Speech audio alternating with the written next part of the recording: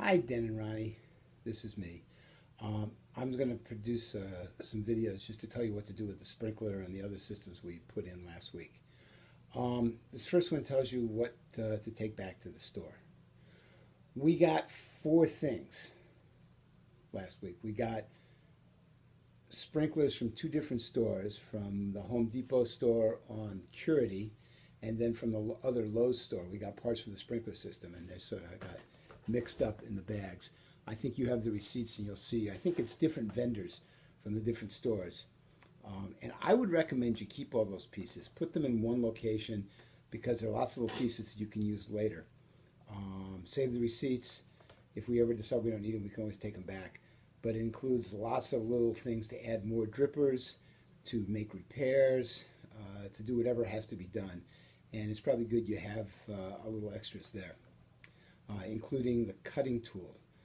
There was this thing that looks like a pair of pliers with a big knife and a shorter knife, razor blades built into them, and they do a superb job of cutting the tubing that was provided. So I would save all that stuff. The next thing we got, which I hope you've already returned, was that stupid hose winder that I tried to put together. It was missing a piece. Nevertheless, even if I had had the piece, it wouldn't have been as good as the thing that you got, Ronnie. So I would suggest taking that thing back. Hopefully you already did. It was, I think, only 30 bucks. And I'm trying to remember where I got it from. It might have been the Home Depot. It might have been a Canadian Tire. But again, it's on the receipt and we'll show you. Finally, the fourth thing is the motor, the pump. And this is important.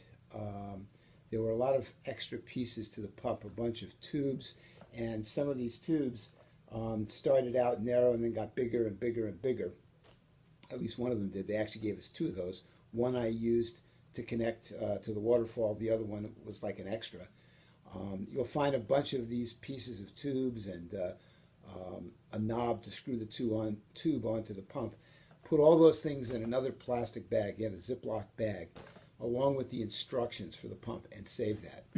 The instructions for the pump tell you how to disassemble the pump to clean it when it gets dirty.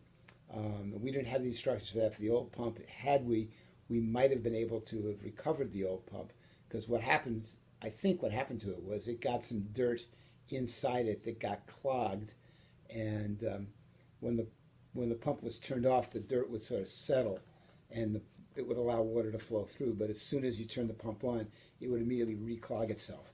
So if you save that, and I'll talk about that in the video on winterizing. Most importantly, keep all those pieces together. It's in some of these bags.